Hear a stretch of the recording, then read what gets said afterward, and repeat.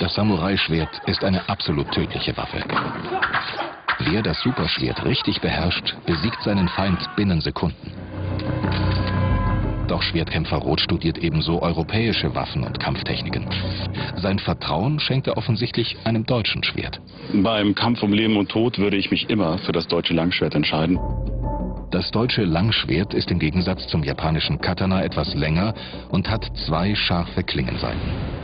Deshalb sind mit dem Langschwert Techniken möglich, die es beim Samurai-Schwert nicht gibt. Stefan Roth und Kampfpartner Colin Richards zeigen uns die europäische Schule. Bei dieser Technik kommen wir in die enge Mensur und ich greife in die Klinge hinein, was man bei europäischen Schwertern sehr gut machen kann, weil die in diesem Bereich nicht wirklich scharf sind, und setze einen Hebel an und entwaffne den Gegner. Eine Parierstange fehlt einem Samurai-Schwert und kann vielseitig eingesetzt werden. Man kann in der engen Mensur damit ins Gesicht schlagen, man kann den Kehlkopf damit einquetschen, man kann reißen. Und man kann es, wie gesagt, als Hammerkopf verwenden. Während das Samurai-Schwert weltweit für seine Fähigkeiten bewundert wird, gelten deutsche und europäische Schwerter als unpräzise, grobschlächtig und schwer. Wir wollen wissen, ob das deutsche Schwert diesen schlechten Ruf zurechtträgt und wie es im Vergleich mit dem japanischen Katana abschneidet. Zuerst im Test die Schärfe der Schwerter. Wie gut schneiden die lebensgefährlichen Waffen im Kampf? Testobjekt: Bambusmatten, so dick wie menschliche Oberschenkel. Den Schnitttest eröffnet das Samurai-Schwert. Das Original dieser Waffe stammt aus dem 15. Jahrhundert. Das Gewicht des Schwertes 1100 Gramm, seine Länge 105 Zentimeter. Man führt es mit 2 Händen. Seine Klinge ist einschneidig, es hat also nur eine scharfe Seite.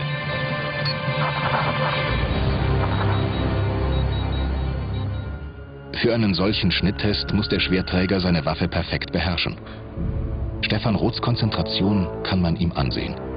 Schlägt er daneben, kann er sich lebensgefährliche Schnittverletzungen zufügen.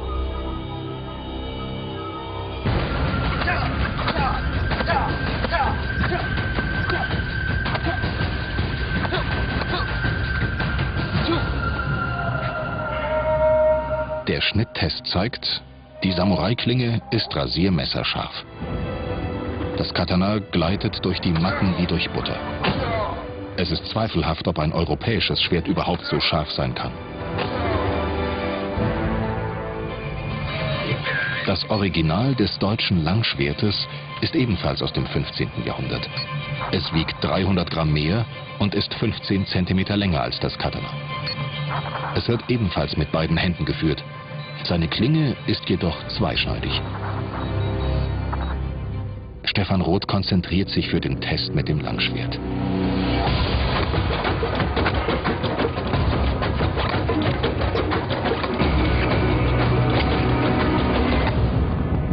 Das Ergebnis?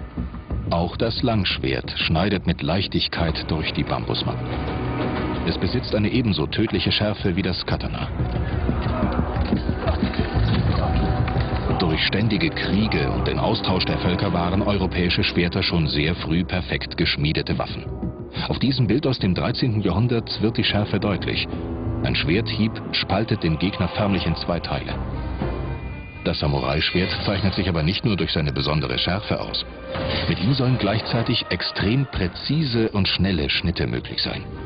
Um derart schnelle Schwertbewegungen sichtbar zu machen, verwenden wir bei diesem Test eine Hochgeschwindigkeitskamera. Sie zeichnet 2000 Bilder pro Sekunde auf, 80 mal mehr als eine normale Fernsehkamera. Stefan Roth soll bei diesem Test eine Tomate halbieren. Sie ist klein, weich und von geringem Gewicht. Die Klinge hat also kaum einen Widerstand. Wird das Katana hier ebenfalls seinem Ruf gerecht?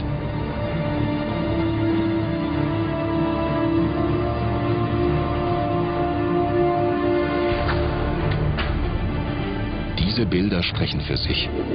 Die Zeitlupe offenbart die skalpellartige Schärfe und Präzision der Klinge.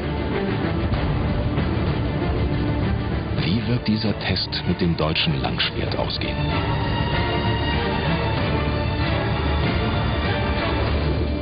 Das überraschende Ergebnis? Auch das deutsche Langschwert ist zu chirurgisch genauen Schnitten imstande. Aber es gibt einen Extrembereich, in dem das Samurai-Schwert als einzigartig gilt. Seine herausragend harte Schneide. Sie soll sogar eine Schwertklinge durchtrennen können. Selbst Experten bestätigen dies. Das Samurai-Schwert schneidet mit Leichtigkeit, durch Eisenplatten und sogar durch Schwertklingen, ohne Schaden zu nehmen. Das wollen wir selbst testen. Das japanische Katana soll eine Schwertklinge durchschneiden. Dem Experten zufolge eine Leichtigkeit. Doch das Experiment ist extrem gefährlich. Aus den Klingen könnten Metallteile herausspringen und Stefan Roth verletzen. Bei diesem Test trägt er deshalb eine besondere Schutzkleidung.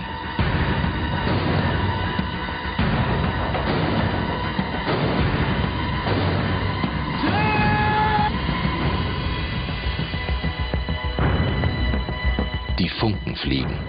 Aber das eingespannte Schwert bleibt ganz. Es hat lediglich eine Macke. Das Samurai-Schwert hingegen ist extrem verbogen und zeigt eine Kerbe in der Klinge. Offensichtlich hat niemand zuvor erprobt, was alle behaupten.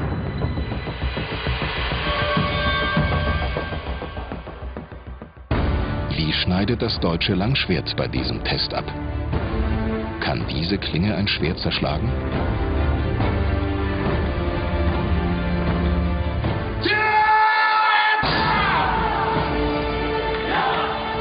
Das deutsche Langschwert zerteilt die andere Klinge und offenbart sich damit als das wahre Superschwert. Stefan Roth fühlt sich bestätigt. Das Langschwert zeigt lediglich eine kleine Kerbe. Ich habe das nicht anders erwartet. Also das ist genau das, was ich eigentlich gedacht habe. Man kann jetzt sehr gut an dem Schwert sehen, man könnte jetzt sofort mit weiterkämpfen, was bei dem japanischen Schwert natürlich nicht mehr möglich war. Offensichtlich ist es eine Legende, dass das Samurai-Schwert eine Stahlklinge durchschneiden kann. Im Gegenteil. Der weiche Klingenrücken des Samurai-Schwerts lässt es im Kampf schnell verbiegen. Und auch seine harte Schneide zeigt nach dem Duell Kerben, wie man auf dieser historischen Darstellung sehen kann. Schwertexperte Stefan Roth kennt weitere Gründe, warum die japanischen Schmiede nicht unbedingt besser waren als die europäischen. In Europa hat man ca. 1000 Jahre eher angefangen, qualitativ gute Klingen zu schmieden als in Japan. Und es gibt Hinweise darauf, dass die Japaner durchaus von der europäischen Qualität wussten.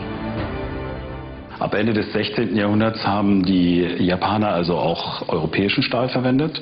Und das haben sie also mit Vorliebe gemacht, weil der qualitativ einfach besser war als ihr eigener.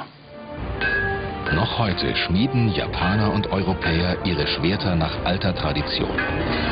Das japanische Samurai-Schwert ist ein Meisterwerk, aber nicht unbedingt besser als ein deutsches Schwert. Denn beide Kulturen perfektionierten ihre Schmiedekunst, um eine ganz besondere Waffe zu erschaffen. Bis heute können wir das Handwerk der alten Meister nur bewundern.